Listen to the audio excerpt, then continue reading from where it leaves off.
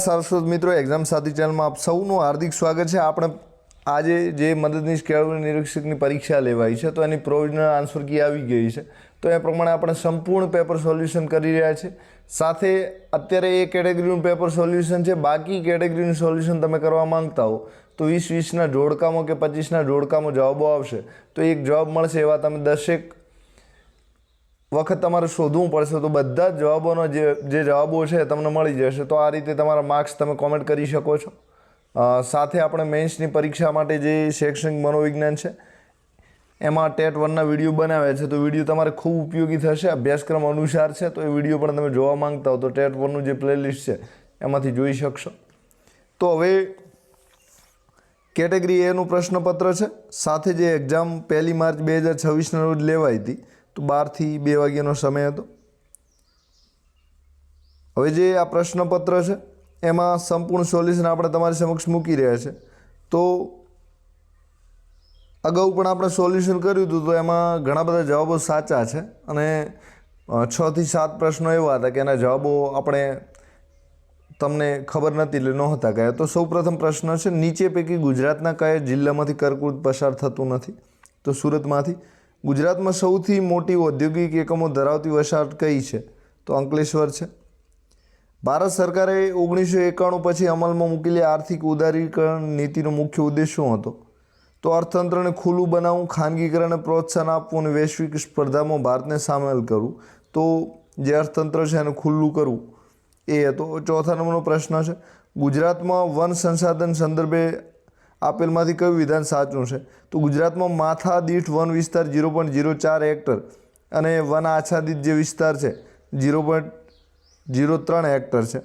તો માથા દીઠ જે વન વિસ્તાર છે એ 0.04 અને વન આચ્છાદિત તો જંગલોની વાત કરીએ તો 0.03 છે। ભૌગોલિક દ્રષ્ટિએ ભારત દેશ જે છે એ ઉત્તર ગોળાર્ધમાં આવેલો છે, એટલે 1 નંબરનું ખોટું છે અને મધ્યમાંથી કર્કવૃત પસાર થાય છે એ સાચું છે, તો જવાબ ડી આવશે। છઠ્ઠા નંબરનો પ્રશ્ન છે, નીચેનામાંથી કયું કઠોળ રવિ પાક છે? રવિ એટલે શિયાળું, તો જે ચણા છે એ શિયાળુ પાક છે, બાકીના બધા જ જે પાક છે એ ખરીફ પાક છે એટલે ચોમાસામાં થાય છે। કયો જળધોધ નર્મદા જિલ્લામાં આવેલો છે? તો જે નિનાઈ ધોધ છે એ નર્મદા જિલ્લામાં આવેલો છે। 8 નંબરનો પ્રશ્ન છે, વર્ષ 2011ની વસ્તી ગણતરી અનુસાર ગુજરાતની પ્રતિ ચોરસ કિલોમીટર વસ્તી ગીચતા કેટલી છે? તો 308 છે, એટલે કે એ જવાબ સાચો છે। હવે ત્યારબાદ 9 નંબરનો પ્રશ્ન છે, શામળાજીનો મેળો કઈ નદી કિનારે ભરાય છે? તો મેસો નદીના કિનારે ભરાય છે, ડી સાચું છે। 10 નંબરનો પ્રશ્ન છે, 12 માર્ચ 1922ના રોજ અમદાવાદની કોર્ટમાં ગાંધીજી અને શંકરલાલ બેન્કર ઉપર રાજદ્રોહના આરોપોનો મુકદ્દમો ચાલેલ તે ઐતિહાસિક પ્રસંગનું ચિત્ર આલેખન કોણે કર્યું હતું? તો રવિશંકર રાવળ દ્વારા કરાયું, તો એ જવાબ સાચો છે। નીચેનામાંથી કયું જોડકું ખોટું છે? તો પૃથ્વીરાજ રાસો ચંદ બરદાઈએ લખ્યું છે, તો અમીર ખુશરોવાળું ખોટું છે। હવે 12 નંબરનો પ્રશ્ન છે, ભારતના કયા સિક્કા સૌથી જૂના હોવાનું મનાય છે? તો જે પંચમાર્ક સિક્કા હતા ઈસવીસન પૂર્વ 5મી સદી, તો એ સૌથી જૂના હોવાનું મનાય છે, એટલે કે ડી જવાબ સાચો છે। બ્લેક બક નેશનલ પાર્ક કયા જિલ્લામાં આવેલું છે? તો ભાવનગરમાં આવેલું છે, બી જવાબ આવશે। ગુજરાતમાં ગ્રામીણ ઓલિમ્પિકનું આયોજન કયા મેળા દરમિયાન કરવામાં આવે છે? તો જે તરણેતરનો મેળો ભરાય છે સુરેન્દ્રનગરમાં, તો જવાબ ડી આવશે। કયા ગુજરાતી લેખકને જીવન વ્યવસ્થા કૃતિ માટે સાહિત્ય અકાદમી એવોર્ડ પ્રાપ્ત થયો હતો? તો કાકા સાહેબ કાલેલકરને, ડી જવાબ આવશે। ગુજરાતના કયા સ્થાન પરના સ્થાપત્યોએ સૌથી પહેલાં યુનેસ્કો વર્લ્ડ હેરિટેજમાં સ્થાન મેળવ્યું હતું? તો જે ચાંપાનેર છે એમણે સૌથી પહેલાં, એટલે કે 2004 છે, પછી ધોળાવીરા 2001 છે, 2021 છે અને અમદાવાદ 2017માં મેળવ્યું હતું, અને પાટણમાં જે રાણીની વાવ છે એ ચાંપાનેર પછી સ્થાન મેળવ્યું હતું, તો આ રીતે એ જવાબ આવશે। હવે 17 નંબરનો પ્રશ્ન છે, ભારતમાં સંવિધાનમાં લઘુમતીઓને મળેલા હક અન્ય નીચે પૈકી કઈ લઘુમતીઓને પોતાની પસંદગીનું શિક્ષણ સંસ્થા આપવાનો અને તેમનો વહીવટ કરવાનો હક મળે છે? તો લઘુમતીઓ જે છે એમને ધર્મ કે ભાષા આધારિત આ જે શૈક્ષણિક સંસ્થાઓ છે એ ઊભી કરી શકે છે, એટલે કે સી જવાબ સાચો છે। 18 નંબરનો પ્રશ્ન છે, ભારતીય લઘુમતી જૂથોના બાળકોને પ્રાથમિક કક્ષાએ માતૃભાષામાં શિક્ષણની જે સગવડ આપવાની જોગવાઈ છે ભારતીય બંધારણમાં 350 ક હેઠળ છે, કયો બંધારણીય સુધારાથી RTE 2009 અસ્તિત્વમાં આવ્યો છે? તો 86મો સુધારો 2002થી આવ્યો છે. 20 નંબરનો પ્રશ્ન છે, ભારતીય સંવિધાનમાં મૂળભૂત ફરજોનો સમાવેશ કયા બંધારણીય સુધારા દ્વારા કરવામાં આવ્યો છે? તો મોટા ભાગની જે ફરજો છે 42મો સુધારો 1976થી આવી છે, એક 86માં સુધારા દ્વારા પણ આવી છે. આમ અલગ અલગ રીતે પાછળથી ઉમેરાતા રહી છે. તો ભારતીય સંવિધાન મૂળભૂત ફરજોનો જે સમાવેશ છે એ 42માં સુધારા 1976થી પ્રથમ વખત કરવામાં આવ્યો એવો પ્રશ્ન હોવો જોઈતો હતો, પણ એનો ઉલ્લેખ અહીં નથી કરેલો. તો આ પ્રશ્ન તમે ઓબ્જેક્શનમાં મૂકી શકો છો. સુધરે ના સુધરે આપણે પાછળ ખબર પડશે. હવે 21 નંબરનો સુધારો છે, તો 6 થી 14 વર્ષના બાળકોને શિક્ષણની તક પૂરી પાડવી એ વાલીની ફરજ રહેશે. તો આ કયા બંધારણીય સુધારાથી ઉમેરવામાં આવ્યું છે? તો 86મો સુધારો 2002થી. બરાબર. હવે 22 નંબરનો પ્રશ્ન છે, 6 વર્ષથી ઓછી વયના બાળકો માટે શરૂઆતની બાલ્યાવસ્થા દરમિયાન સંભાળ અને શિક્ષણની જોગવાઈ સંવિધાનના કયા અનુચ્છેદમાં દર્શાવેલ છે? તો 45, જે માર્ગદર્શક સિદ્ધાંત તરીકે પણ ઓળખાય છે. ભારતીય સંવિધાનના અનુચ્છેદ 24માં કઈ બાબતનો ઉલ્લેખ કરવામાં આવેલો છે? તો 14 વર્ષથી નીચેની વયના બાળકોને નોકરી રાખવા પર પ્રતિબંધ છે, એટલે કે ડી જવાબ આવશે. 24 નંબરનો પ્રશ્ન છે, નીચેનામાંથી કઈ મૂળભૂત ફરજ છે? તો પર્યાવરણનું જતન કરવાની જે ફરજ છે એ મૂળભૂત ફરજ તરીકે ઓળખાય છે. કરવેરાની ફરજ છે, મતદાન કરવાની ફરજ છે. તો આ બધી જે સ્વર્ણસિંહ સમિતિ છે એમણે 1978માં આની ભલામણ કરેલી, પણ જે ભારત સરકારની બંધારણ ઘડવાવાળી જે સંસદ છે એમણે આ ફરજો નહોતી સ્વીકારી. 25 નંબરનો પ્રશ્ન છે, નીચેનામાંથી ખાલી જગ્યા માર્ગદર્શક સિદ્ધાંત નથી. તો જે માહિતીનો હક છે એ બંધારણની જે 21 નંબરની કલમ છે, 19 નંબરની કલમ છે, એમાં અભિવ્યક્તિની જે કલમ આવે છે સ્વતંત્રતા અધિકાર, તો એના હેઠળ અને જીવન જીવવાનો અધિકાર 21 નંબર છે એમાં માહિતીનો હક આવે છે, એટલે કે મૂળભૂત હકમાં આવે છે. હવે 26 નંબરનો પ્રશ્ન છે, રાજ્યનીતિના માર્ગદર્શક સિદ્ધાંતોની બાબતમાં કયું વિધાન સાચું નથી? તો તેનો સમાવેશ બંધારણના 3જા ભાગમાં કરવામાં આવ્યો છે, તો ખોટું છે, 4થા ભાગમાં છે. સંવિધાન સભાના સ્થાયી અધ્યક્ષ નીચેનામાંથી કોણ હતા? તો ડૉક્ટર રાજેન્દ્ર પ્રસાદ જે હતા એ સ્થાયી હતા. સચિન્દ્રનાથ સિંહા જે હતા એ કાર્યવાહક હતા. રાજ્ય નીતિના માર્ગદર્શક સિદ્ધાંતોની બાબતમાં શું સાચું છે? તો 28 નંબરમાં, તો કાયદા કરતી વખતે આ સિદ્ધાંતો લાગુ પાડવા તે રાજ્યની ફરજ છે. બરાબર. શું છે? ફરજ છે, એટલે કે સી સાચું છે. હવે રાજ્યનીતિના નિર્દેશક સિદ્ધાંતોનો મુખ્ય હેતુ શું છે? તો કલ્યાણકારી રાજ્યની સ્થાપના કરવી એ હેતુ છે, તો સી જવાબ સાચો છે. હવે 30 નંબરનો પ્રશ્ન છે, રાજ્ય પોતાની આર્થિક શક્તિ અને વિકાસની મર્યાદામાં રહીને શિક્ષણનો વગર વાંકે વેઠવી પડતી તંગીના પ્રસંગમાં શું હક મળી રહે તેમ કરવા કાર્યસાધક જોગવાઈ કરશે? તો રાજ્ય જે છે જાહેર સહાય આપે છે, તો ડી જવાબ સાચો છે. નીતિ આયોગનું ગઠન કયા વર્ષમાં કરવામાં આવ્યું? તો 1 જાન્યુઆરી 2015. નીતિ આયોગના કાર્યોનું વ્યવસ્થાપન કયા અધિકારી દ્વારા કરવામાં આવે છે? તો મુખ્ય કાર્યકારી અધિકારી. સાથે નીતિ આયોગના અધ્યક્ષ કોણ હોય છે? તો વડાપ્રધાન હોય છે. તો આની કામગીરી જે છે એ CEO સંભાળે છે. હવે 33 નંબરનો પ્રશ્ન છે, નીતિ આયોગ બીજા કયા નામથી ઓળખાય છે? તો રાષ્ટ્રીય પરિવર્તન સંસ્થા તરીકે ઓળખાય છે. તો જે નીતિ આયોગ છે national institute of for transforming India. બરાબર. તો એ રીતે ઓળખાય છે. તો ભારતની રાષ્ટ્રીય પરિવર્તન સંસ્થા તરીકે. હવે 34 નંબરનો પ્રશ્ન છે, નીતિ આયોગ આત્મનિર્ભરતાની દિશામાં કઈ ખાદ્ય વસ્તુઓની વૃદ્ધિને વેગ આપવા હેતુ કાર્ય યોજના અને કાર્યપ્રણાલી નિર્ધારિત કરેલ હતી? તો ખાદ્ય તેલ માટે. આ પણ સાચું છે, સી જવાબ છે. હવે 35 નંબરનો, નીતિ આયોગનો મુખ્ય ઉદ્દેશ શું છે? તો નીતિ ઘડતર માટે થિંક ટેન્કનું કામ કરે છે. સી જવાબ સાચો છે. એક સાંકેતિક ભાષામાં અંગ્રેજી મૂળાક્ષરોને A = 5 છે, B = 6 છે, C = 7 છે, એટલે કે 4ની ગેપ છોડીને દર્શાવ્યા છે. એવી રીતે દર્શાવવામાં આવેલ છે. તો આ ભાષામાં 22, 25, 8, 22 અને 5 વડે શું લખવામાં આવશે?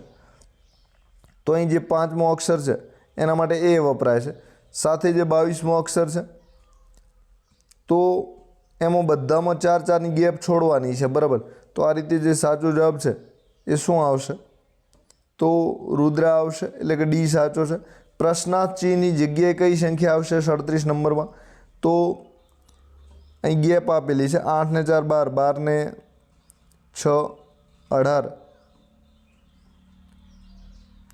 18 ને 9 જે છે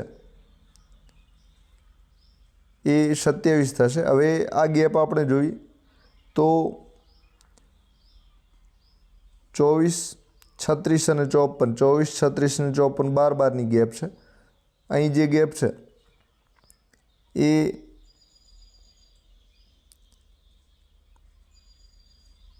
4 છે, 6 છે, 9 છે, એ રીતની છે, બરાબર। તો 36 જવાબ આવશે। હવે 38 નંબરનો પ્રશ્ન છે, એ શીના પિતા છે, બરાબર। તો એ પિતા છે અને શી પુત્ર છે। ડી એ બીનો પુત્ર છે, ઈ એ એનો નાનો ભાઈ છે, સી એ ડીની બહેન હોય તો બી એ ઈનો શું થશે? તો જે બી છે ઈની શું થશે? તો કે ભાભી થશે। ડી જવાબ સાચો છે। હવે 39 નંબરમાં અમુક અનુસ્નાતક સરકારી કર્મચારી છે પણ શિક્ષક નથી। આ જૂથ કયા અંગ્રેજી મૂળાક્ષર વડે દર્શાવેલ છે? તો અમુક અનુસ્નાતક જે છે એ સરકારી કર્મચારી છે, બરાબર।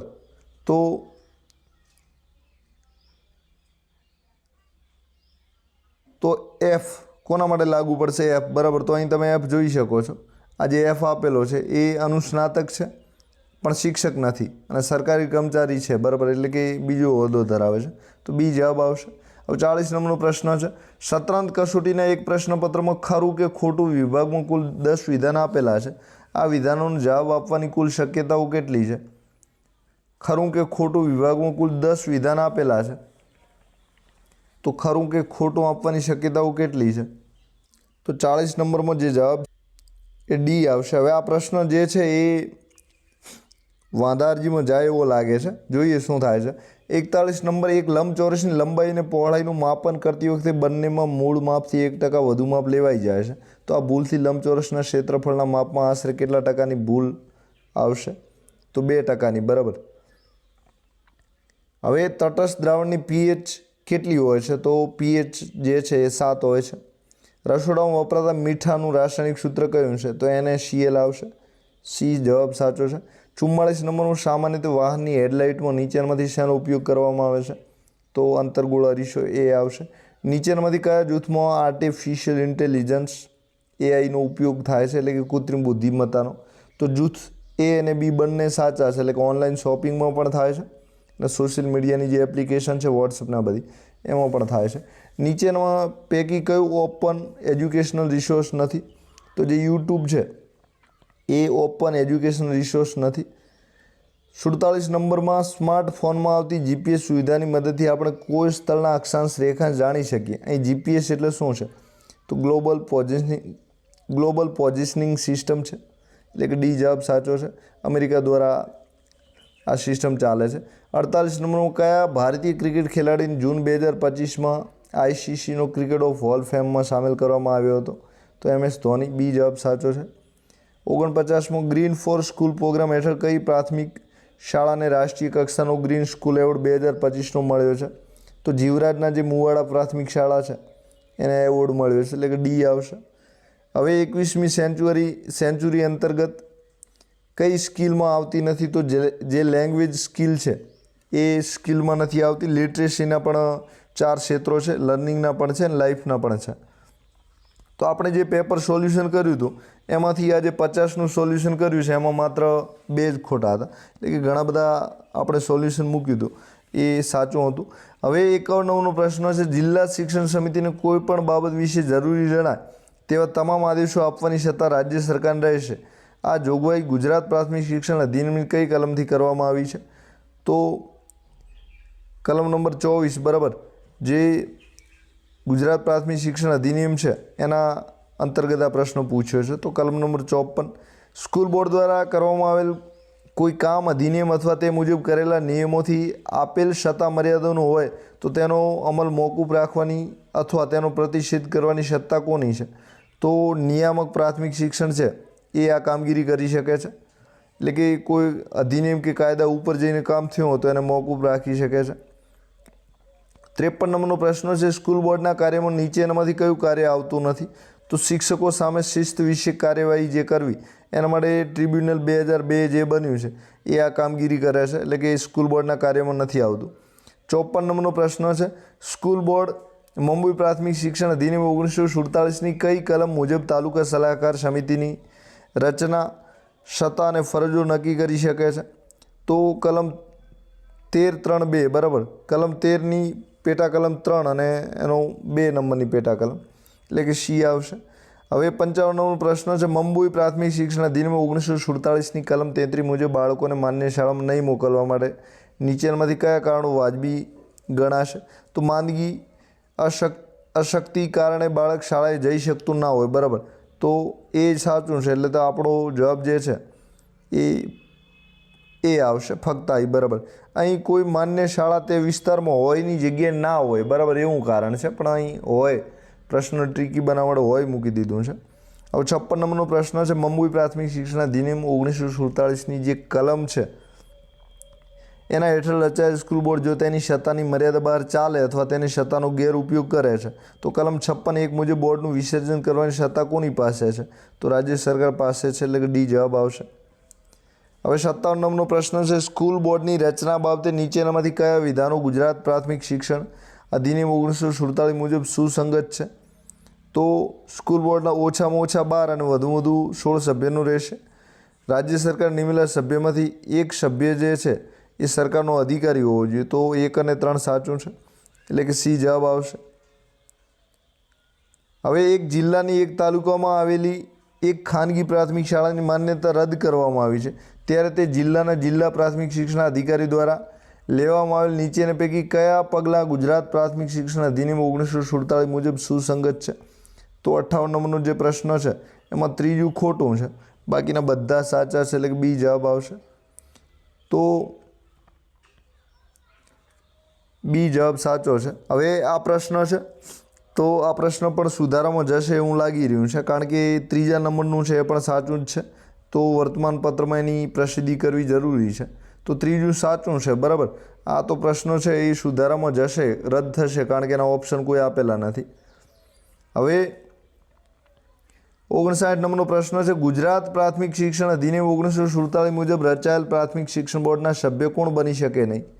તો રાજ્ય પ્રાથમિક શિક્ષક સંઘના પ્રમુખ તરીકે 1 ટર્મ કે મંત્રી તરીકે જે 2 ટર્મનો અનુભવ ધરાવે છે એવા પ્રાથમિક શિક્ષક જે છે એ બોર્ડના સભ્ય બની શકતા નથી, એટલે કે અધ્યક્ષ બનેલા હોય ફરીથી સભ્યમાં ના આવે. 60 પ્રશ્ન છે. ગુજરાત શૈક્ષણિક કાયદા સુધારા વિધેયક 2010થી મુંબઈ પ્રાથમિક શિક્ષણ અધિનિયમ 1947માં સુધારો કરેલ છે.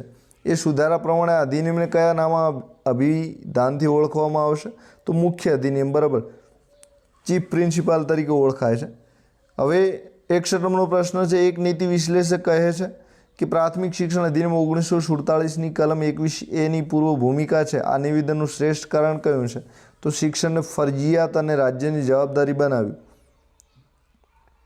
તો કલમ 21(a) હેઠળ શિક્ષણને ફરજિયાત અને રાજ્યની જે જવાબદારી છે એ નક્કી કરવામાં આવી છે, એટલે કે શિક્ષણને ફરજિયાત બનાવવામાં આવ્યું છે. તો મૂળભૂત અધિકાર બતાવે છે 21(a) નંબરની કલમ જે છે. હવે 62 પ્રશ્ન છે. ફરજિયાત પ્રાથમિક શિક્ષણનો પ્રબંધ કરવા માટે સ્કૂલ બોર્ડમાં ફરજ કોણ બજાવે છે? તો સ્કૂલ બોર્ડના જે વહીવટી અધિકારી છે, એટલે કે જે ડીપીઓ હોય છે એ બજાવે છે, એટલે કે ડી જવાબ આવશે. હવે 63 પ્રશ્ન છે. RTE એક્ટ 2009 પ્રાથમિક શિક્ષણમાં પ્રવેશ અપાયેલ બાળકને 14 વર્ષ પછી પણ મફત પ્રાથમિક શિક્ષણ મેળવવાનો હક છે, તે જોગવાઈ કઈ કલમ મુજબની છે?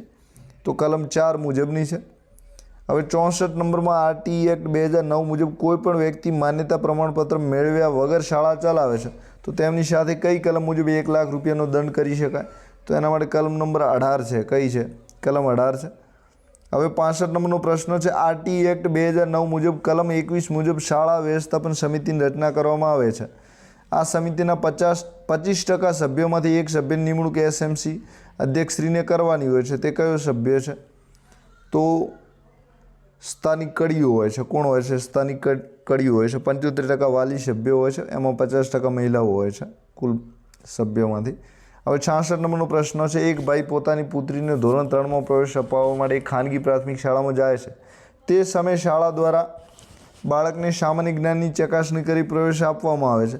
તો શાળા RTE એક્ટ 2000 કઈ જોગવાઈનો ભંગ કરે છે? તો કલમ 13 તપાસ કાર્ય પદ્ધતિ જે છે, એટલે કે પરીક્ષા લેવી એ ગુનો છે. તો એ કલમનો જે 13 નંબરની કલમ છે એનો ભંગ કરે છે. 67 નંબરમાં આરટી એક્ટ 2009માં બાળકના શિક્ષણના હક, દેખરેખ અને નિયંત્રણ માટેની સત્તા નીચેની પૈકી કોને આપેલ છે? તો બાળકોના હકના રક્ષણ માટેનું જે રાષ્ટ્રીય આયોગ છે, બાળ અધિકાર આયોગ તરીકે પણ એ ઓળખાય છે. તો બી જવાબ આવશે. આરટી એક્ટ 2009ની કલમ 9 મુજબ સ્થાનિક સત્તાતંત્રોની ફરજો કઈ છે? તો જે ચારેય વિધાન આપ્યા છે એ સાચા છે. તો પોતાના ક્ષેત્ર અધિકારી અંદર રહેતા 14 વર્ષ સુધીના ઉંમરના રેકોર્ડ નિયત કરો. શાળાને મકાન, સ્ટાફ અને ભણવાની સામગ્રી પૂરી પાડવી. શિક્ષકો માટે તાલીમની સગવડ પૂરી પાડવી. શૈક્ષણિક કેલેન્ડર નક્કી કરવું. તો સ્થાનિક સત્તાતંત્ર જે છે આ બધા જ નિર્ણયો લે છે, એટલે કે ડી જવાબ સાચો છે. હવે 69 નંબરનો પ્રશ્ન છે, બાળકોને મફત અને ફરજિયાત શિક્ષણનો અધિકાર 2009 છે એ હેઠળ શિક્ષક માટે અઠવાડિયા દીઠ તૈયારીના કલાક સહિત શીખવવાના ઓછામાં ઓછા કેટલા કલાક કામગીરી કરવાની જોગવાઈ છે? તો 45 કલાક. કેટલા? તો હવે આમાં અલગ અલગ ઉલ્લેખ નથી કરેલો. 6 થી 8ના શિક્ષક, 1 થી 5. તો આ પ્રશ્ન છે એ તમે વાંધામાં મૂકવા લાયક લાગે છે. હવે 70 નંબરનો પ્રશ્ન છે, ધોરણ 1 થી 5ની શાળામાં કુલ 201 બાળકો અભ્યાસ કરે છે. તો આ શાળામાં મુખ્ય શિક્ષક સહિત કેટલા શિક્ષક બાળકને મફત અને ફરજિયાત શિક્ષણનો અધિકાર છે એ હેઠળ મળવાપાત્ર થશે? તો કુલ 201 બાળકો અભ્યાસ કરે છે તો 7 શિક્ષકો મળશે. તો ડી જવાબ સાચો છે. હવે બાળકોને મફત અને ફરજિયાત શિક્ષણનો અધિકાર અધિનિયમ 2009ની કલમ 26 મુજબ શાળામાં શિક્ષકોની મંજૂર કરેલ કુલ સંખ્યાના કેટલા ટકા કરતાં વધુ ખાલી જગ્યા ન રાખવાની જોગવાઈ છે? તો મંજૂર કરેલ જગ્યા કરતાં 10% જે જગ્યાઓ છે 10% કરતાં વધારે ખાલી ન રહેવી જોઈએ. તો બી જવાબ છે.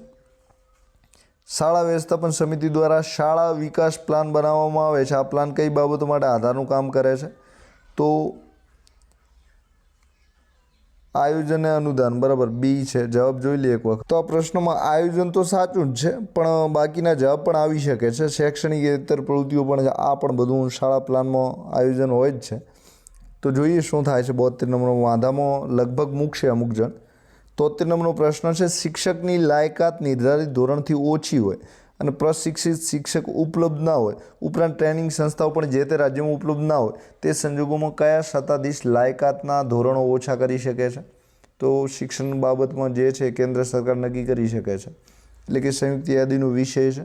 તો કેન્દ્ર સરકાર પાસે વધુ સત્તા છે. ડી જવાબ આવશે. નવ ભારત સાક્ષરતા કાર્યક્રમનું નામ શું છે? તો નવ ભારત સાક્ષરતા કાર્યક્રમ ઉલ્લાસ નામથી જાણીતો છે. ડી જવાબ સાચો છે. આરટી અધિનિયમ સંદર્ભે નીચેના વિધાનો તમારે વિચાર કરવાનો છે. તો 1 થી 5 ધોરણ માટે કામકાજના દિવસો છે એ 200 અને શિક્ષણના કલાકો છે એ કેટલા છે? તો 800 છે. બરાબર. તો 1 થી 5 ધોરણ માટે કામકાજના દિવસો 200 અને શિક્ષણના કલાકો કેટલા છે? તો કે 800 છે. તો 1 નંબરનો જે છે એ સાચું છે. તો 3જા નંબરમાં કલાકો સાચા છે, પણ જે અહીં દિવસો આપેલા છે ખોટા છે. તો આ રીતે બાકીના વિધાનો બધા ખોટા થાય છે. તો ફક્ત ડી, એટલે કે ફક્ત એક સાચું આવશે. હવે 76માં આરટી એક્ટ અમેન્ડમેન્ટ્સ બાબતે નીચેના વિધાનોનો વિચાર કરવાનો છે. તો વર્ષ 2017ના સુધારાથી શિક્ષકોની લાયકાત મેળવવાની સમય મર્યાદામાં વધારો કરવામાં આવ્યો છે. હવે વર્ષ 2019ના સુધારાથી ધોરણ 5 અને ધોરણ 8માં નો ડિટેન્શન પોલિસી જે છે એ રદ કરવામાં આવી છે. તો આરટી એક્ટ છે એમાં 2 સુધારા કરવામાં આવ્યા છે. તો વર્ષ 2019માં નાપાસ ધોરણ 5 અને 8માં લાવવામાં આવ્યા છે. પછી 2017ના સુધારાથી જે શિક્ષકોની લાયકાત છે એમાં સમય મર્યાદામાં વધારો કરવામાં આવ્યો છે. હવે 77 નંબરનો પ્રશ્ન છે, સામૂહિક ક્રિયાત્મક સાક્ષરતા યોજના ઈચ વન ટીચ વનનું આયોજન ક્યારથી શરૂ કરવામાં આવ્યું છે? તો 1 મે 1986થી. તો સામૂહિક ક્રિયાત્મક સાક્ષરતા યોજના છે 1 મે 1986માં શરૂ થઈ હતી. ઈચ વન ટીચ વન. 78 નંબરનો પ્રશ્ન છે, ગુજરાત સરકારે 50% કરતાં ઓછી સ્ત્રી સાક્ષરતા દર ધરાવતા જિલ્લામાં કયો કાર્યક્રમ શરૂ કરવામાં આવેલ છે? તો 50% ઓછી સાક્ષરતા હોય ત્યાં સરસ્વતી યાત્રા કાર્યક્રમ ચાલે છે, એટલે કે ડી જવાબ સાચો છે. તો સરસ્વતી યાત્રા પ્રોજેક્ટ કાર્યક્રમ ચાલે છે. 79 નંબરનો પ્રશ્ન છે, રાજ્યમાં સરેરાશ કરતાં ઓછી સાક્ષરતા દર હોય એ મહિલા સાક્ષરતા દર 60% કરતાં ઓછો હોય તેવા જિલ્લામાં કયો કાર્યક્રમ ચાલે છે? તો 60 કરતાં ઓછો મહિલા સાક્ષરતા દર જ્યાં હોય છે ત્યાં નવ ભારત સાક્ષરતા કાર્યક્રમ ચાલે છે. 50% કરતાં ઓછો હોય ત્યાં સરસ્વતી યાત્રા પ્રોજેક્ટ ચાલે છે. હવે 80 નંબરનો પ્રશ્ન છે, સાક્ષર ભારત કાર્યક્રમના મુખ્ય હેતુઓ કયા છે? તો કાર્યાત્મક સાક્ષરતા લાવવી, કૌશલ્યોનો વિકાસ કરવો અને નિરંતર શિક્ષણ આપવું. તો ત્રણેય હેતુઓ સાચા છે. તો ડી જવાબ આવશે. રાષ્ટ્રીય શિક્ષણ નીતિ 2020 મુજબ વિદ્યાર્થી શિક્ષકનો ગુણોત્તર કેટલો રાખવો? તો સામાન્ય શાળામાં 30:1 છે અને સામાજિક આર્થિક રીતે વંચિત જૂથ છે એમનો 25:1 છે. એટલે કે બંને જવાબ ખોટા છે. તો ડી જવાબ આવશે. હવે 82 નંબરનો પ્રશ્ન છે, મૂળભૂત સાક્ષરતા, સંખ્યા જ્ઞાન, ઉચ્ચ ગુણવત્તાવાળા સંસાધનો જે ડિજિટલ પ્લેટફોર્મ દીક્ષા પર ઉપલબ્ધ છે. તો દીક્ષામાં આઈનો મતલબ શું થાય છે? તો આઈ જે છે ઇન્ફ્રાસ્ટ્રક્ચર થાય છે. તો ઇન્ફ્રાસ્ટ્રક્ચર એટલે કે બી જવાબ સાચો છે. હવે 83 નંબરનો MHRD અંતર્ગત એક પ્રમાણભૂત નિર્ધારિત સમિતિના રૂપમાં તો એક રાષ્ટ્રીય મૂલ્યાંકન કેન્દ્ર સ્થાપિત કરવામાં આવેલ છે. તે કયા નામે ઓળખવામાં આવે છે? તો પરખ તરીકે ઓળખાય છે. સી જવાબ સાચો છે. હવે 84 નંબરમાં NEP 2020 મુજબ શિક્ષકોને બઢતી આપવા માટે કઈ બાબત ધ્યાનમાં લેવામાં આવશે? 84 નંબરમાં NEP 2020 મુજબ શિક્ષકોને બઢતી આપવા માટે કઈ બાબત ધ્યાનમાં લેવામાં આવશે? તો સેવાની ગુણવત્તા. એ જવાબ સાચો છે. NEP એટલે કે નેશનલ એજ્યુકેશન પોલિસી 2020. 85માં NEP 2020 મુજબ કેન્દ્ર સરકાર, રાજ્ય સરકાર શિક્ષણ ક્ષેત્રે રોકાણ વધારવા માટે GDPના કેટલા ટકા સુધી પહોંચવાની કોશિશ કરશે? તો GDPના 6% સુધી ખર્ચ કરશે. ડી જવાબ સાચો છે. 86 નંબરમાં નવી શિક્ષણ નીતિ 2020 મુજબ ધોરણ 1માં બાળકો શાળા માટે તત્પર બને તે માટેની વિવિધ પ્રવૃત્તિઓ કરાવવાનો સમયગાળો કેટલો છે? તો 3 મહિનાનો છે. સી જવાબ આવશે. 87 નંબરનો પ્રશ્ન છે, NEP 2020 સંદર્ભે નીચેના વિધાનોનો તમારે વિચાર કરવાનો છે. તો NEP 2020 બોર્ડ પરીક્ષાની વધુ ક્ષમતા મુલ્ક બનાવવી સાચું છે. એકેડેમિક બેંક ઓફ ક્રેડિટની કલ્પના NEP 2020માં કરવામાં આવી છે. 3જા નંબરનું સાચું છે. NEP 2020નો શિક્ષક તાલીમ માટે 4 વર્ષીય BEdની જોગવાઈ છે એ પણ ફરજિયાત કરાઈ છે. તો બીજા નંબરનું ખોટું છે. બરાબર. તો માધ્યમિક શિક્ષણની પણ ઉચ્ચ શિક્ષણ. બરાબર. તો સી જવાબ આવશે. 88માં NEP 2020 મુજબ વોકેશનલ એજ્યુકેશનનો લક્ષ્ય કેટલા વિદ્યાર્થીઓને આવરી લેવાનો છે? તો 50%. સી સાચું છે. ભારતના દરેક બાળકને વર્ષ 2030 સુધી કયા પ્રકારનું પ્રારંભિક બાળ સંભાળનું શિક્ષણ મળવું જોઈએ? તો ગુણવત્તાયુક્ત છે. બી જવાબ સાચો છે. હવે 99નો પ્રશ્ન છે, સ્થાનિક જ્ઞાન અને તજજ્ઞતાનો લાભ મળે તે માટે સ્થાનિક પ્રતિષ્ઠિત વ્યક્તિઓ, નિષ્ણાતોને કયા પ્રકારની નિમણૂક આપવામાં આવશે? તો નિષ્ણાત પ્રશિક્ષક. બરાબર. સી જવાબ સાચો છે. NEP 2020ના મુખ્ય આધાર સ્તંભ કયા કયા છે? તો access, equity, quality, affordability, accountability. Access એટલે પહોંચ બધાની હોય, સમાનતા, ઇક્વિટી એટલે સમાનતા, ક્વોલિટી એટલે ગુણવત્તા, એફોર્ડેબિલિટી એટલે સસ્તું હોય અને એકાઉન્ટેબિલિટી એટલે કે જવાબદારીયુક્ત હોય. તો 5 મુખ્ય આધાર સ્તંભ છે. હવે 92નો પ્રશ્ન છે, રાષ્ટ્રીય શિક્ષણ નીતિમાં ભારતીય જ્ઞાનના સંદર્ભમાં કયા વિધાનો સાચા છે? તો સ્થાનિક વિષય વસ્તુ આધારિત પાઠ્યપુસ્તકો તૈયાર કરવા ખોટું છે. બાકીના 1 અને 3 સાચા છે. એટલે કે અભ્યાસક્રમમાં પ્રાચીન ભારતીય જ્ઞાન અને આધુનિક ભારતમાં તેનું યોગદાન ધ્યાને લેવાય છે. ભારતીય જ્ઞાન પ્રણાલી પર એક આકર્ષક અભ્યાસક્રમ માધ્યમિક શાળાના વિદ્યાર્થીઓની પસંદગી માટે ઉપલબ્ધ કરાવવું. તો 1 ને 3 સાચું છે. બરાબર. સી સાચો છે. 93માં રાષ્ટ્રીય શિક્ષણ નીતિમાં વ્યવસાયિક શિક્ષણનો અભિગમ બદલવા કઈ બાબતો પર ભાર મૂકવામાં આવ્યો છે? તો વ્યવસાયિક શિક્ષણના અલગ વિષય તરીકે નહીં પણ અન્ય વિષયો સાથે સંકલિત રીતે શીખવવું. ભવિષ્યની જરૂરિયાતોને ધ્યાનમાં લઈ મિડલ તબક્કાથી વ્યવસાયનો પરિચય મળવો જોઈએ. તો 2 અને 3 સાચું છે. પહેલું, પ્રાથમિક કક્ષાએથી AI ચાલુ કરો, આર્ટિફિશિયલ ઇન્ટેલિજન્સ, એ ખોટું છે. બરાબર. 94માં નીચે દર્શાવ્યા પૈકી કયા રચનાત્મક મૂલ્યાંકનનો ઉદ્દેશ નથી? તો વિદ્યાર્થીને વર્ગ બઢતી આપવી એ ઉદ્દેશ નથી. 95માં રાજ્યમાં ફાઉન્ડેશનલ સ્ટેજના હોલિસ્ટિક પ્રોગ્રેસ કાર્ડનો અજમાયશી ધોરણે કયા વર્ષથી અમલ કરવામાં આવ્યો છે? તો વર્ષ 2025-26. ડી જવાબ સાચો છે. તો જે HPC છે વર્ષ 2025-26 છે, એક વખત સર્ચ કરી લેજો જરૂર. 96 નંબરમાં રાષ્ટ્રીય શિક્ષણ નીતિ અનુસાર કયા વર્ષ સુધીમાં પ્રાથમિક શાળાના બાળકો સાર્વત્રિક મૂળભૂત સાક્ષરતા અને સંખ્યા જ્ઞાન પ્રાપ્ત કરે તે શિક્ષણ પ્રણાલીનું સર્વોચ્ચ પ્રાથમિકતા રહેશે તેવું દર્શાવેલ છે? તો FLNની વાત છે. તો વર્ષ 2025. બરાબર. મતલબ કે 3જા ધોરણ સુધીના વિદ્યાર્થીઓ વાંચતા અને સંખ્યા અને ગણન કરતા શીખે. 97 જાદુઈ પીટારાના સંદર્ભમાં નીચે દર્શાવેલ કઈ બાબત સાચી નથી? તો તેનો ઉપયોગ ધોરણ 3 અને ધોરણ 8ના બાળકો માટે કરવામાં આવે છે, સાચું નથી. તો સી જવાબ નહીં આવે. રાષ્ટ્રીય શિક્ષણ નીતિ 2020માં સૂચવવામાં આવેલ 5-3-3-4 મુજબનું શાળાકીય માળખું ગુજરાતમાં કયા વર્ષથી અમલમાં આવ્યું છે? તો ગુજરાતમાં 2023-24ના વર્ષથી અમલમાં આવ્યું છે. તો બીજો ધોરણ, 5મું ધોરણ, 8મું અને 12મું. બરાબર, આ રીતે અલગ અલગ વિભાગ છે. હવે 99 પ્રશ્નો છે. રાષ્ટ્રીય શિક્ષણ નીતિ 2020માં શાળાઓમાં વ્યવસાયિક અને ગુણવત્તા માટેના માપદંડો નક્કી કરવા કઈ સંસ્થાની ભલામણ કરવામાં આવે છે? તો શાળામાં વ્યવસાયિક અને ગુણવત્તા માટેના માપદંડ કરવા હોય તો SSSA આવશે. કઈ આવશે? SSSA આવશે. પરખ મૂલ્યાંકન કરવા માટે છે. GSEC ગુણવત્તાની ચકાસણી માટે છે, ગુણોત્સવ માટે છે. હવે 100 નંબરનું છે. રાષ્ટ્રીય શિક્ષણ નીતિ 2020માં નિર્દેશિત સ્વયં માટે નીચે પૈકી કઈ વિગતો સાચી છે? તો જે સ્વયં પોર્ટલ છે એમના માટે 1, 2 અને 3 ત્રણેય સાચી છે. તો આ પ્લેટફોર્મ ડિજિટલ ઇન્ડિયા અભિયાન હેઠળ છે. ભારત સરકારની મફત ઓનલાઈન લર્નિંગ પ્લેટફોર્મ છે.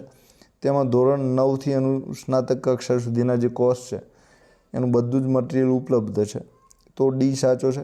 સમગ્ર શિક્ષા યોજના વિશે નીચેના વિધાનો પર તમારે વિચાર કરવાનો છે. તો આ વિધાનો આ જે છે આ યોજનામાં જે સાચા છે SSA રમશા ટીચર એજ્યુકેશન એકત્રિત કરી બનાવવામાં આવેલ છે. 3 થી 18 વર્ષના વય જૂથના બાળકોને યોજનામાં આવરી લે છે. સમગ્ર શિક્ષા 2018થી શરૂઆત કરી છે. આ યોજના પ્રાથમિકતાની બાળવાટિકા પણ એમાં આવે છે. તો આ રીતે ખોટો છે ત્રીજું, એટલે કે સી જવાબ આવશે. તો ત્રીજું ખોટું છે, તો સી જવાબ આવશે. 1, 2, 4 સાચા છે. 102માં સ્કૂલ એક્રેડિટેશન ગુણોત્સવ 2.0 વિશે નીચેના વિધાનોનો તમારે વિચાર કરવાનો છે. તો GSEC કે GCRT અંતર્ગત કામગીરી કરે છે, તો ફક્ત એક સાચું છે. તો સ્કૂલ એક્રેડિટેશન રિપોર્ટ કાર્ડમાં કુલ 5 ક્ષેત્રો હોય છે. ગુણોત્સવની શરૂઆત 2009થી થઈ છે, તો ત્રીજું પણ ખોટું છે. ગુજરાત રાજ્ય શાળા પાઠ્યપુસ્તક મંડળ બાબતે નીચેના વિધાનોનો તમારે વિચાર કરવાનો છે. તો આ સંસ્થાની સ્થાપના 1969, બરાબર છે. આ સંસ્થા પાઠ્યપુસ્તકોનું નિર્માણનું કાર્ય કરે છે, એ પણ સાચું છે. અને બાલ સૃષ્ટિ પ્રગટ કરે છે. અહીં જીવન શિક્ષણ GCRT આવે છે, તો ત્રીજું ખોટું છે. તો એ જવાબ આવશે. IIT વિશે નીચેના પૈકી કયા વિધાનો અસંગત છે? તો 1, 2 અને 4 ખોટા છે. ત્રીજા નંબરનું વિધાન સાચું છે. આ સંસ્થાનું જે મુખ્ય મથક છે એ, તો આ પ્રશ્ન જે છે 104 નંબરનો, તો IIT વિશે નીચેના પૈકી કયું વિધાન છે? તો સી જવાબ આવશે. તો આ પ્રશ્ન રદમાં જશે, કારણ કે Indian institute of teacher education છે એ પણ સાચું છે. સ્થાપના જે છે એ પણ સાચું છે. તો આ જે પ્રશ્ન છે, ખોટા વિધાનો અહીં પૂછ્યા છે. અસંગતનો મતલબ છે ખોટા, બરાબર. કયા કયા ખોટા છે? તો 1, 2, 4 સાચા કહે છે. તો આ પ્રશ્ન જે છે રદ થશે. જોઈએ શું થાય છે. 105માં નીચેના વિધાનો વિચારો. તો ઉપરોક્ત તમામ સાચા છે, બરાબર. હવે ડી, બરાબર. તો ચિલ્ડ્રન રિસર્ચ યુનિવર્સિટીની સ્થાપના 2009માં કરવામાં આવી. એનું વડું મથક ગાંધીનગર ખાતે છે. એવરી ચાઇલ્ડ મેટર્સનો તેનો મંત્ર છે. મૂળ નામ ચિલ્ડ્રન યુનિવર્સિટી હતું, એની જગ્યાએ ચિલ્ડ્રન રિસર્ચ યુનિવર્સિટી તરીકે ઓળખાય છે. હવે 106 નંબરમાં રાજ્ય શિક્ષણ ભવનની સ્થાપના કયા વર્ષમાં કરવામાં આવી હતી? તો 1962ના વર્ષમાં. તો રાજ્ય શિક્ષણ ભવનની જે સ્થાપના છે 1962. શાળાના આસપાસના વિસ્તારમાં રહેલા 6 થી 14 વર્ષના તમામ બાળકોને શાળામાં નામાંકન થાય, સ્થાયીકરણ થાય અને ગુણવત્તાયુક્ત પ્રાથમિક શિક્ષણ પૂર્ણ કરે, તો શાળાની પૂરતી ભૌતિક સુવિધાઓ જે છે ઉપલબ્ધ થાય, તો શાળામાં લોક ભાગીદારી વધે તે જોવાનું કામ નીચેના પૈકી કઈ સંસ્થાનું છે? તો સમગ્ર આયોજન જે છે સમગ્ર શિક્ષા કરે છે. બાકી મદદ તો બધા BRC અને CRC કરતા જ હોય છે. તો ઉપરના તમામ જવાબ આવવો જોઈએ, પણ એ આપ્યો છે. હવે 108માં પ્રાથમિક શાળા અસ્તિત્વમાં હોય અને અન્ય પ્રાથમિક શાળાને મંજૂરી આપતા પૂર્વે અસ્તિત્વની શાળામાં કેટલા ટકાથી વધારે વિદ્યાર્થીની ઘટ સહન કરવાથી અયોગ્ય હરીફાઈ કહી શકાય? તો 20%ની ઘટ પડે છે, તો એ ખોટી રીતની હરીફાઈ થઈ રહી છે, હું કહી શકીએ છીએ. વાર્ષિક બજેટમાં મંજૂર થયેલ નાણાંની ફાળવણી કયા સત્તાધીશ દ્વારા કરવામાં આવે છે? તો 109 નંબરમાં વહીવટી વિભાગના જે વડા છે, ડી જવાબ આવશે. 110 નંબરનો પ્રશ્ન છે, ગુજરાત માધ્યમિક અને ઉચ્ચતર માધ્યમિક શિક્ષણ બોર્ડ ગાંધીનગરની અભ્યાસ સમિતિની મુદત કેટલા વર્ષની હોય છે? 3 વર્ષની હોય છે. સી જવાબ સાચો છે. પીએમ શ્રીનું પૂરું નામ શું છે? Prime minister school four rising India. બરાબર, પીએમનું પૂરું નામ નથી આપ્યું, તો બી જવાબ સાચો છે. હવે 112 નંબરમાં માધ્યમિક અને ઉચ્ચતર માધ્યમિકનો અભ્યાસ પૂર્ણ કરે તે પાત્રતા ધરાવનાર દરેક વિદ્યાર્થીને કુલ કેટલી રકમ નમો લક્ષ્મી યોજનામાં મળે છે? તો 50,000 રૂપિયા મળે છે. ડી સાચો છે. નમો સરસ્વતી વિજ્ઞાન સાધના યોજનાનો લાભ કોને મળવા પાત્ર નથી? તો ધોરણ 10માં 50% કે તેથી વધુ ગુણ મેળવી ખાનગી શાળામાં ભણવા જાય છે તો એને લાભ મળવા પાત્ર નથી, તો સી જવાબ આવશે. બાકી કોને કોને મળે છે તો અહીં તમે જોઈ શકો છો. તો વિજ્ઞાન પ્રવાહમાં જાય છે, વિજ્ઞાન પ્રવાહમાં જાય છે અને વિજ્ઞાન પ્રવાહમાં જાય છે. તો જે પણ વિદ્યાર્થી વિજ્ઞાન પ્રવાહમાં ભણવા જાય છે અને 50% કરતાં વધારે ગુણ મેળવે છે, બધા જ વિદ્યાર્થીઓને લાભ મળે છે. 114 નંબરમાં ECCE યોજના અંતર્ગત વય જૂથ 0-3માં ગુણવત્તાયુક્ત શિક્ષણ આપવા માર્ગદર્શિકા અને સૂચનો કયા વિભાગ દ્વારા વિકસાવવામાં આવશે? તો મહિલા અને બાળ વિકાસ મંત્રાલય. તો જે આંગણવાડી કેન્દ્રો છે અને મહિલા અને બાળ વિકાસ મંત્રાલય હેઠળ શિક્ષણની કામગીરી થતી હોય છે, એટલે કે એ જવાબ આવશે. ભારત સરકાર દ્વારા સમગ્ર શિક્ષા યોજનાની મુદત વધારીને કઈ તારીખ સુધી લંબાવવામાં આવી છે? તો સમગ્ર શિક્ષાની મુદત 31મી માર્ચ 2026 સુધી. સી જવાબ. 116માં વિદ્યાર્થીઓને માનસિક સ્વાસ્થ્ય અને કલ્યાણ સહાયતા પ્રદાન કરવાની પહેલ સ્વરૂપમાં કઈ યોજના દાખલ કરવામાં આવી છે? તો માનસિક સ્વાસ્થ્ય અને એમનું કલ્યાણ થાય એના માટે મનોદર્પણ યોજના ચાલે છે. એ જવાબ આવશે. 117 નંબરમાં નેશનલ એચિવમેન્ટ સર્વે સંદર્ભે નીચેના પૈકી કયું વિધાન ખોટું છે? તો આ સર્વેમાં ફક્ત આવ્યું છે, સરકારી નહીં, પ્રાઇવેટમાં પણ ચાલે છે. હવે બાકીના સાચા છે એ પણ જોઈ લેજો. શૈક્ષણિક સ્તર માપે છે. આ શાળામાં આ સર્વેમાં શિક્ષક શાળા અને વિદ્યાર્થીઓ માટે અલગ પ્રશ્નાવલી હોય છે. આ સર્વે પરિણામો પરથી રાજ્ય અને જિલ્લાવાર રિપોર્ટ તૈયાર થાય છે. પરખનું પૂરું નામ શું છે? તો performance assessment review and analysis of knowledge four holistic development. તો એક વખત તૈયાર કરી લેજો. ટાટ છે, ટાટ છે, બધે પૂછાશે. એનએમએસ પરીક્ષા સંદર્ભે નીચેના વિધાનોનો વિચાર કરવાનો છે. તો પરીક્ષા હેતુ ધોરણ 8થી ડ્રોપઆઉટ દર ઘટાડવાનો છે. પાત્રતા ધરાવતા વિદ્યાર્થીઓને ધોરણ 9થી 12 સુધી સ્કોલરશિપ મળે છે. પરીક્ષાના સ્વરૂપમાં સેટ અને મેટના પ્રશ્નો હોય છે. તો ઉપરોક્ત તમામ સાચા. ડી જવાબ આવશે. 120 રાણી લક્ષ્મીબાઈ આત્મરક્ષા પ્રશિક્ષણ બાબતે નીચેના પૈકી કયું વિધાન અસંગત છે? ખોટું કયું છે? તો જિલ્લા કક્ષાની કમિટીના અધ્યક્ષ જિલ્લા શિક્ષણ અધિકારી હોય છે. બી ખોટું છે. બરાબર, તો કોણ હોય છે? જિલ્લા વિકાસ અધિકારી હોય છે. ધોરણ 6થી 12ની દીકરીઓને પ્રશિક્ષણ આપવામાં આવે છે. કન્યાઓની સંખ્યા 13,000થી લઈને 15,000 ગ્રાન્ટ શાળાઓને આપવામાં આવે છે. જિલ્લા કક્ષાની કમિટીના અધ્યક્ષ જિલ્લા વિકાસ અધિકારી હોય છે. બરાબર, હવે 6થી 12 છે એટલે અહીં જિલ્લા શિક્ષણ અધિકારીની પણ ડીડીઓ આવે છે. હવે 121માં ગુજરાત શૈક્ષણિક સંસ્થાન સેવા ટ્રિબ્યુનલ અધિનિયમ 2006ની કલમ 9 મુજબ ટ્રિબ્યુનલની હુકુમત શું છે? તો કલમ 11, કલમ 12 અને 23 હેઠળની જે ત્રણેય હુકુમતો સાચી છે, એટલે કે ડી જવાબ આવશે. 122માં ટ્રિબ્યુનલ પોતાના નિર્ણયનું પુનરાવલોકન સંબંધિત નિર્ણય અથવા હુકમની તારીખથી કેટલી મુદત પૂરી થયા પછી કરી શકશે નહીં. તો 2 વર્ષ પૂરા થાય છે તો ટ્રિબ્યુનલ એમાં તપાસ કરી શકતું નથી. હાલ ગુજરાત શૈક્ષણિક સંસ્થાન સેવા ટ્રિબ્યુનલનું વડું મથક ક્યાં આવેલું છે? તો હાલ અમદાવાદમાં આવેલું છે. એ જવાબ સાચો છે. 124માં ગુજરાત શૈક્ષણિક સંસ્થા સેવા ટ્રિબ્યુનલ અધિનિયમ 2006 અનુસાર શૈક્ષણિક સંસ્થામાં નીચેના પૈકી કોનો સમાવેશ થાય છે? તો પ્રાથમિક શાળા, માધ્યમિક, ઉચ્ચતર માધ્યમિક શાળા છે અને યુનિવર્સિટીનો થાય છે. ITI એમાં નથી આવતી, તો એ જવાબ છે. હવે 125માં ગુજરાત શૈક્ષણિક સંસ્થા સેવા ટ્રિબ્યુનલના આદેશ સામે કઈ અદાલતમાં અરજી કરી શકાય છે? તો વડી અદાલત એટલે કે હાઈકોર્ટમાં કરી શકાય છે. સી જવાબ સાચો છે. ગુજરાત શૈક્ષણિક સંસ્થા સેવા ટ્રિબ્યુનલમાં નીચેના પૈકી કોને અરજી કરવાનો અધિકાર નથી? તો જે સંચાલક મંડળ છે એમને સાંભળવામાં આવતું નથી. 127માં સરકારની પૂર્વ મંજૂરી લઈને ટ્રિબ્યુનલ એક્ટની જોગવાઈ પ્રમાણે અસરકારક કાર્યવાહીને કાર્યનો નિકાલ માટે કયા આધાર બનાવી શકાય છે? તો વિનિયમને આધાર બનાવી શકાય છે. કોને? વિનિયમ એટલે કાયદો. બરાબર, ડી આવશે. ટ્રિબ્યુનલમાં જ્યુડિશિયલ સભ્યની નિમણૂક માટે કયા સત્તાધીશોની સહમતિ અનિવાર્ય છે? તો મુખ્ય ન્યાયાધીશના જે હાઈકોર્ટ છે એમાં સહમતિ અનિવાર્ય છે, એટલે કે જે હાઈકોર્ટના ચીફ ન્યાયાધીશ હોય છે એમને પૂછવામાં આવે છે. તો આ જે પ્રશ્ન 127 નંબરનો છે, તો નિયમ સેક્શન એનો પણ આધાર લઈ શકાય છે. કદાચ 127 નંબરનો પ્રશ્ન જોઈ લેજો, એક બીજી સહકારની જગ્યાએ સરકાર આવે, એટલે બે એક ભૂલ આમાં જણાય છે. 129 નંબરમાં ટ્રિબ્યુનલ કયા પ્રકારના વિવાદો સાંભળે છે? તો શૈક્ષણિક સંસ્થાના કર્મચારી સંબંધિત જે સેવા અને નોકરીને લગતા વિવાદો છે એ સાંભળે છે. બી સાચું છે. 130માં ટ્રિબ્યુનલ સમક્ષ પ્રશ્નો ઉઠે છે કે તે સિવિલ કોર્ટ જેવી શક્તિ વાપરી શકે કે નહીં, તે સંદર્ભે નીચેનામાંથી કઈ શક્તિ ટ્રિબ્યુનલ પાસે છે? તો સાક્ષી બોલાવી શકે, શપથ હેઠળ નિવેદન પણ લઈ શકે છે અને દસ્તાવેજ પણ મંગાવી શકે છે. તો કોર્ટને જેવી શક્તિઓ હોય છે એ કુદરતી ન્યાય 1908નો એક્ટ છે એ પ્રમાણે આને ટ્રિબ્યુનલ પણ શક્તિઓ મળી છે.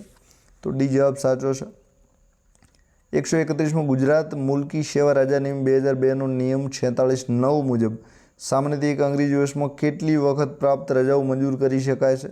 તો 3 વખત 7 કરતાં વધારેના જથ્થામાં પ્રાપ્ત કરી શકાય છે. એક સરકારી કર્મચારી સમગ્ર નોકરી દરમિયાન અધિકતમ કેટલી બિન જમા રજા મેળવી શકે છે? તો 360 દિવસની મેળવી શકે છે. રજાની માંગણી હક તરીકે કરી શકાય નહીં. આ જોગવાઈ GCC/SR 2002ના રજાના કયા નિયમમાં કરેલી છે? તો રજાની માંગણી 133 નંબરમાં 10(2) કયા નંબરનો નિયમ છે? તો 10(2) નંબરનો, 10ની પેટા કલમ 2. 134 અભ્યાસ માટેની રજાઓ સંપૂર્ણ નોકરી દરમિયાન કેટલા દિવસની મળવા પાત્ર છે? તો રજા 24 મહિનાની મળે છે. 135માં GCSR અંતર્ગત રજા સંદર્ભે નીચેના વિધાનો પૈકી કયું અસંગત છે, એટલે કે ખોટા કયા કયા છે? તો 1 અને 3 ખોટું છે. રજા હક તરીકે માંગી શકાય નહીં, એ 2 નંબરનું વિધાન છે એ જ માત્ર સાચું છે.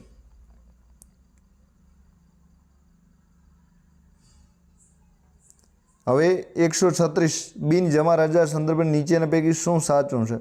તો બિન જમા રજા કાયમી કર્મચારીને મંજૂર કરી શકાય છે, બરાબર છે. ભવિષ્યમાં જમા થનાર અર્ધપગારી રજા સામે મંજૂર કરવામાં આવશે, એ પણ સાચું છે. સમગ્ર નોકરી દરમિયાન 360 દિવસ મળવાપાત્ર છે. તો ઉપરોક્ત તમામ સાચા છે. ડી જવાબ આવશે. 137માં પ્રસૂતિ રજા સંદર્ભે કયું વિધાન અસંગત છે? ખોટું પૂછ્યું છે. તો આ રજા હિસાબમાં ઉધારવામાં આવે છે, બરાબર. તો ત્રીજું વિધાન ખોટું છે, બરાબર. હવે સાચા જોઈ લઈએ તો 2થી વધુ જીવિત બાળકો ન હોય તેવા મહિલા કર્મચારીને મળવાપાત્ર છે. વર્ષ 2014માં પ્રસૂતિ રજા 180 દિવસ મળવાપાત્ર અંગેનો ઠરાવ થયેલ છે. આ રજાના હિસાબમાં ઉધારવામાં આવતી નથી, બરાબર. તો વિધાન 3 આવશે. 138 નંબરમાં એક કર્મચારીની રજાના હિસાબમાં નિવૃત્તિ સમયે 260 પ્રાપ્ત રજા અને 150 અર્ધપગારી રજા જમા છે. તો કેટલી રજાનું રોકાણમાં નહીં પણ અહીં રોકડ આવે, તો આ ખોટું છપાણું છે. તો અરજી મૂકી શકો છો. તો 260 પ્રાપ્ત રજા અને 40 અર્ધપગારી રજા મળી શકે છે. તો પ્રાપ્ત રજા એટલી જ મળે અને જે અર્ધપગારી રજા છે એ માત્ર 40 જમા થાય છે. કેટલી? 40. તો આ રીતે 300 રજાનો પગાર મળે છે એવું કહેવા માંગે છે. હવે 139માં અસાધારણ રજા બાબતે નીચેના વિધાનો વિચારવાના છે. તો સમગ્ર નોકરી દરમિયાન એકંદરે 36 માસથી વધુની તેટલી અસાધારણ રજા મંજૂર કરી શકાય. તો ઉપર આવી ગયું છે.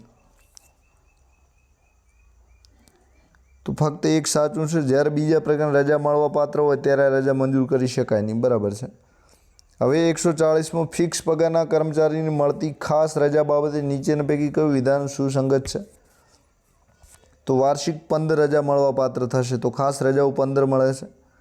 સી જવાબ સાચો છે. ગુજરાત મુલકી સેવા પેન્શનના નિયમો અનુસાર પેન્શનપાત્ર પગાર એટલે શું? તો સરકારી કર્મચારીની છેલ્લા 10 માસની સેવા દરમિયાન જે પણ ઉપાર્જિત પગાર કર્યો છે તો એની સરેરાશ કાઢવાનો આવે છે. તો ડી જવાબ આવશે. સરકારી કર્મચારીને કયા સંજોગોમાં સરકારી સેવામાંથી ફરજિયાત નિવૃત્ત કરવામાં આવે છે? તો સરકારી કર્મચારીને ગેરવર્તન, નાદારી કે બિનકાર્યક્ષમતા જ્યારે આવે છે ત્યારે ફરજિયાત નિવૃત્ત કરવામાં આવે છે. તો બી જવાબ સાચો છે. હવે 143માં ગુજરાત મુલકી સેવા પેન્શનના નિયમો અનુસાર સરકારી કર્મચારીને કેટલા વર્ષની પેન્શનપાત્ર સેવા પૂર્ણ કરે ત્યારે પેન્શનપાત્ર સેવા ચકાસણી પ્રમાણપત્ર મળી શકે છે? તો 20 વર્ષની સેવા પૂર્ણ કરે ત્યારે એમને મળી શકે છે. હવે 144માં સરકારી કર્મચારીની સેવાના તૂટના કિસ્સામાં પેન્શનપાત્ર સેવાની ગણતરી કરતી વખતે કેટલા સમયગાળાની તૂટની ઉપેક્ષા કરી પેન્શનપાત્ર સેવા ગણવાની જોગવાઈ છે? તો 90 દિવસની તૂટ હોય તો એને પેન્શન લેવામાં વાંધો નથી આવતો, એટલે કે પેન્શનપાત્ર સેવામાં 90 દિવસની તૂટ જે હોય છે એ નોકરીમાં નડતી નથી. હવે 145 નંબરમાં ગુજરાત ગુમસેપે નિયમો, ગુજરાત મુલકી સેવા પગાર નિયમો 2002 નિયમ 24 મુજબ કર્મચારીએ કરેલ આર્થિક નુકસાન પેન્શનમાંથી વસૂલ કરવામાં આવે ત્યારે મળવાપાત્ર પેન્શનના કેટલા કરતાં વધારે દરે વસૂલાત ન થઈ શકે? તો 1/3 33% કરતાં વધારે વસૂલાત કરવાની નથી. 146માં સ્વૈચ્છિક નિવૃત્તિ કેટલા વર્ષની પેન્શનપાત્ર સેવાના અંતે ન લઈ શકાય? તો 10 વર્ષ નોકરી હોય તો સ્વૈચ્છિક નિવૃત્તિ નથી મળતી. હવે 147માં 7મા પગાર પંચ મુજબ મિનિમમ પેન્શનની રકમ કેટલી છે? તો કે 9,000 છે. ડી જવાબ આવશે. ગુજરાત મુલકી સેવા પેન્શન નિયમ 2002ના નિયમ 82 મુજબ કુટુંબ તરીકે જૂથ એકમાં નીચેનામાંથી કોનો સમાવેશ થતો નથી? તો માતા પિતાનો નથી થતો. બી આવશે. પેન્શનના રૂપાંતરિત હિસ્સાનું પુનઃસ્થાપન કેટલા વર્ષ બાદ થાય છે? તો 13 વર્ષ બાદ થાય છે. તો પુનઃસ્થાપન કેટલા વર્ષ બાદ થાય છે? તો 13 વર્ષ બાદ. 150મું પેન્શન અધિકૃત કર્યા પછી 2 વર્ષ બાદ કોઈ કારકુની ભૂલ જણાય ત્યારે પેન્શન મંજૂર કરનાર અધિકારી કોની સંમતિ વિના પેન્શનની સમીક્ષાનો હુકમ કરી શકે નહીં? તો નાણાં વિભાગની સંમતિ જરૂરી છે. સી જવાબ આવશે. 151 મૃત્યુસર નિવૃત્તિ ગ્રેજ્યુએટ મંજૂર કરનાર સત્તાધિકારી મૂળ સર્વિસ બુક સાથેની દરખાસ્ત કોને મોકલશે? તો નિયામક પેન્શન અને પ્રોવિડન્ટ ફંડની કચેરી ગાંધીનગર છે એમને મૂકશે. તો મૃત્યુ નિવૃત્તિ ગ્રેજ્યુટી આ મંજૂરી જે છે એ બધા માટે નિયામક પેન્શન અને પ્રોવિડન્ટ ફંડની જે કચેરી છે ત્યાં જશે. 152માં જો કર્મચારી 1 એપ્રિલ 2005થી 31મી ડિસેમ્બર 2005 દરમિયાન અવસાનના કેસમાં મૃત્યુસર નિવૃત્તિ ગ્રેજ્યુટી કેટલી મળવાપાત્ર થાય છે? તો વધુમાં વધુ 2 પગારની મળે છે. કેટલી? એટલે કે નોકરી ઓછી હોય તો વધુમાં વધુ 2 પગારની મળે છે. એનપીએસમાં જોડાવણ ઓછામાં ઓછી ઉંમર કેટલી હોવી જોઈએ? તો 18 વર્ષની ઉંમર ચાલે છે. રાજ્ય સરકારના એક કર્મચારી જીપીએફમાંથી ઘર ખરીદવા અથવા બનાવવા માટે ઉપાડની મર્યાદા કેટલી હોઈ શકે છે? તો જીપીએફમાં જમા રકમના 90% સુધી ઉપાડી શકે છે. તો ઘર ખરીદવા અથવા બનાવવું હોય તો જીપીએફમાં જમા રકમના 90% ઉપાડી શકે છે. 155માં યોગ્ય સત્તાધિકારી બચતદારને ફંડમાં તેના ખાતે જમા રકમમાંથી કયા કારણોસર હંગામી ધોરણે પેશગી આપી શકે છે? તો પોતાના અથવા કુટુંબના સભ્યોની ગંભીર માંદગી જ્યારે હોય છે તો એનો ખર્ચ કરવાનો હોય છે ત્યારે તો એનું જે બચત ફંડ હોય છે એમાંથી જમા મળી શકે છે, પેશગી મળી શકે છે. 156 નંબરમાં નવવર્ધિત પેન્શન યોજનાના હાલના નિયમો અનુસાર કર્મચારીને મૂળ પગાર અને મોંઘવારી ભથ્થાના 10% ફાળા સામે રાજ્ય સરકાર કેટલો ટકા પોતાનો ફાળો જમા કરાવે છે? તો અત્યારે 14%. બરાબર. બી જવાબ સાચો છે. યુનિફાઈડ પેન્શન સ્કીમ યુપીએસ અંતર્ગત કર્મચારીને કેટલા વર્ષની સેવા પૂર્ણ કરી હોય તો પેન્શન તરીકે નિશ્ચિત રકમ મળવાપાત્ર થાય છે? તો 25 વર્ષની નોકરી હોય તો નક્કી કરેલ રકમ મળવાપાત્ર થાય છે. 158માં નવી વર્ધિત પેન્શન યોજના અંતર્ગત કર્મચારીને ફાળવવામાં આવતા કાયમી નિવૃત્તિ ખાતા નંબર પ્રાન કેટલા અંકનો હોય છે? તો જે પ્રાન હોય છે એ 12 અંકનો હોય છે. કેટલા આંકડાનો હોય છે? 12.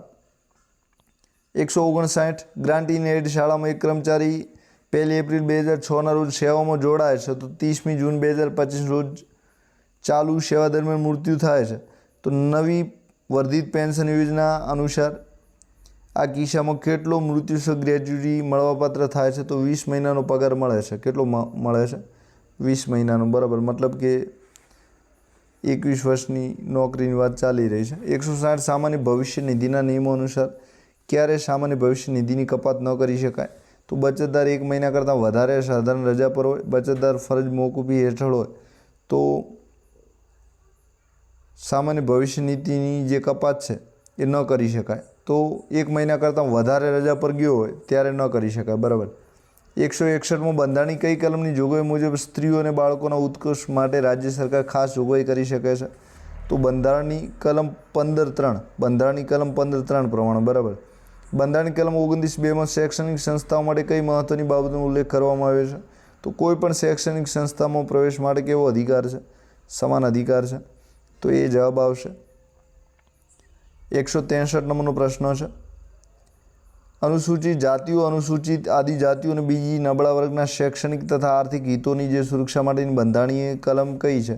તો બંધારણની કલમ નંબર 46 છે. કઈ છે? તો બંધારણની જે કલમ 46 છે એ SC ST અને EWS માટે છે. હવે 164માં ભારતના બંધારણ માતૃભાષામાં શિક્ષણ મળી રહે તે માટેની કલમ કઈ છે? તો માતૃભાષામાં શિક્ષણ મળે એના માટે કલમ 350A છે કાં તો કે. તો બંધારણની કલમ 350A કાં તો ક બંને.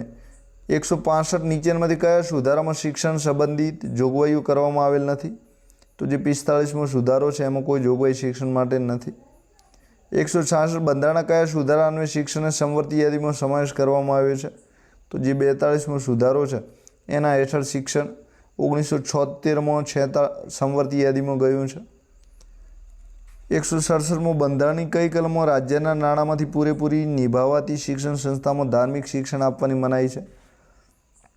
તો કલમ નંબર 28 પ્રમાણે. બરાબર. કઈ કલમ 28 પ્રમાણે ધાર્મિક શિક્ષણ આપવાની મનાઈ છે? એટલે કે સરકાર જ્યાં ગ્રાન્ટ આપતી હોય એની વાત છે. 168માં અનુચ્છેદ 46 મુજબ રાજ્ય કયા વર્ગના શૈક્ષણિક અને આર્થિક હિતોની અભિવૃદ્ધિ માટે વિશેષ કાળજી લેશે? તો નબળા વર્ગ છે, અનુસૂચિત જાતિ છે, અનુસૂચિત જનજાતિ, એ ત્રણેયની વાત કલમ નંબર 46માં કરેલી છે. તો સી જવાબ આવશે. 169માં બંધારણમાં વૈજ્ઞાનિક માનસ, માનવતાવાદ, જિજ્ઞાસા અને સુધારણાની ભાવના જે છે એ મૂળભૂત ફરજોમાં દર્શાવેલી છે એટલે કે ડી આવશે.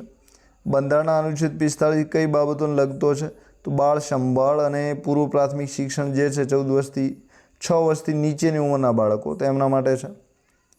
171 NEP 2020માં પ્રકરણ 5માં કોના માટે ભલામણ કરવામાં આવી છે? તો નેશનલ એજ્યુકેશન પોલિસીનું પ્રકરણ 5 છે, શિક્ષકો માટે છે. 172 સમગ્ર શિક્ષા અભિયાન યોજના અંતર્ગત રાજ્યમાં શૈક્ષણિક ગુણવત્તા સુધારવા માટે નોડેલ એજન્સી કઈ છે? તો GCRT છે. તો રાજ્યમાં શૈક્ષણિક ગુણવત્તા સુધારવી હોય તો GCRT છે. 173માં જ્ઞાન શક્તિ રેસિડેન્સી સ્કૂલ રક્ષાશક્તિ શાળામાં ધોરણ 6માં પ્રવેશ માટે CATની પરીક્ષા આવે છે. ડી. નિપુણ ભારત હેઠળ પાયાના 3 વર્ષો મુખ્ય વિકાસલક્ષી લક્ષ્યો આપવામાં આવેલ છે. જે પૈકી નીચેનામાંથી કયું લક્ષ્ય બંધ બેસતું નથી? તો અધ્યયનના પ્રત્યેક વર્ષમાં ઉચ્ચ શૈક્ષણિક સિદ્ધિ પ્રાપ્ત કરવી. તો સી લક્ષ્ય છે એ સાચું નથી. તો સારું સ્વાસ્થ્ય સુખાકારી જાળવે સાચું છે. અસરકારક પ્રત્યાયનકર્તા બને એ પણ સાચું છે. સક્રિય ભાગીદારી નોંધાવે અને આસપાસના વાતાવરણ સાથે જે અનુબંધ છે એ પણ જોડે. 175માં સ્કૂલ ઓફ એક્સેલન્સ મેરિટ પ્રમાણે શાળાના વિદ્યાર્થીઓને કેટલી સિદ્ધિ હાંસિલ કરવી હોવી જોઈએ? તો ઉપરોક્ત તમામ સાચા છે. તો 60 થી 70% વિદ્યાર્થીઓ 80% મેળવે. શાળાના 80% વિદ્યાર્થીઓ ઓછામાં ઓછું 40% શૈક્ષણિક સિદ્ધિ હાંસિલ કરે. તમામ વિદ્યાર્થીઓને FLN જે છે એ તૈયાર હોય. 176માં કોઈ સંગઠન, સંસ્થા કે વ્યક્તિ તેમની પસંદગીની શાળામાં સાથે સીધો જોડાઈ યોગદાન આપી શકે તે માટે કઈ યોજના અમલમાં છે? તો વિદ્યાંજલિ, તો વિદ્યાંજલિ. બરાબર. 176. 177માં બાળકોની વાંચન ઝડપ જાણવા માટે મોબાઈલ એપ્લિકેશન નામ અત્યારે વાંચન સમીક્ષા છે. પહેલાં રીડ અલોંગ ચાલતું, વાંચન સમીક્ષા છે. 178માં ટીચર એજ્યુકેશન માટે સમર્પિત ચેનલ કઈ છે? તો PM વિદ્યા 82 નંબરની છે. 79 થી 82 ગુજરાતને ફાળવાઈ છે. એમાં PM વિદ્યા ચેનલ 82 છે શિક્ષકો માટે. NEP 2020 મુજબ શિક્ષકોની ગુણવત્તા, ક્ષમતા, વ્યવસાયિક વિકાસના માપદંડ તૈયાર કરવાની ભલામણ કયા ડોક્યુમેન્ટમાં છે?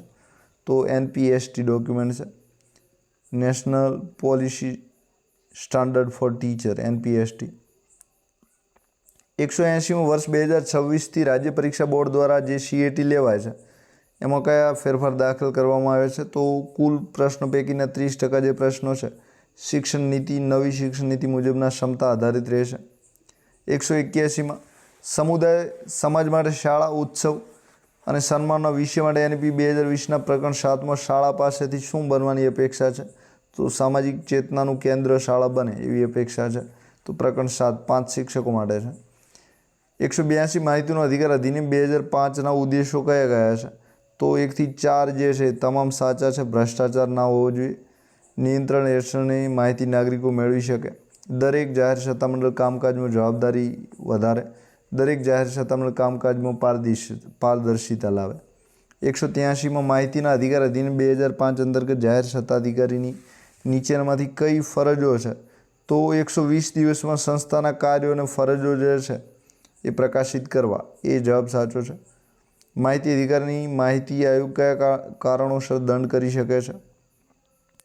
તો ત્રણેય સાચા છે. અરજી ન સ્વીકારે તો વ્યાજબી કારણ સિવાય માહિતી આપવામાં વિલંબ કરે, બધી રાતે માહિતી આપવાનો ઇનકાર કરે, જાણી બૂજીને અધૂરી ખોટી ગેરમાર્ગે દોરનારી માહિતી હોય, જેની માંગણી કરેલો હોય તે માહિતીનો નાશ કરે. એટલે કે ABC ત્રણેય સાચા છે. 185માં માહિતી અધિકાર અધિનિયમની કઈ કલમથી કેટલીક માહિતી જાહેર કરવાથી મુક્તિ છે? કલમ 8 છે. માહિતી અધિકાર અધિનિયમ અનુસાર પ્રથમ અપીલના નિર્ણયથી અસંતુષ્ટ વ્યક્તિ બીજી અપીલ કોને કરી શકે છે? તો રાજ્ય માહિતી આયોગને કરી શકે છે. એ જવાબ સાચો છે. 187 નીચે દર્શાવેલ કઈ સંસ્થાને ગુજરાત સરકારે માહિતી જાહેર કરવામાંથી મુક્તિ આપેલી છે? તો ફોરેન્સિક સાયન્સ લેબોરેટરી, સ્થાનિક ગુના શાખા અને ગુના શોધક શાખા ત્રણેય સાચા છે. 188માં RT એક્ટ 2005 મુજબ રેકર્ડની વ્યાખ્યામાં નીચેનામાંથી શેનો સમાવેશ થતો નથી? તો સૂચના પુરાવામાં ના ચાલે, B. દસ્તાવેજ, હસ્તપ્રત ફાઇલ ચાલે છે. 189 RTI 2005 મુજબ ત્રાહિત પક્ષકાર એટલે શું? તો માહિતી માટે વિનંતી કરવા નાગરિક સિવાયની કોઈ વ્યક્તિ, તેમાં જાહેર સત્તામંડળનો પણ સમાવેશ થાય છે. બરાબર. તો વિધાન 1 અને 2 બંને સાચા છે.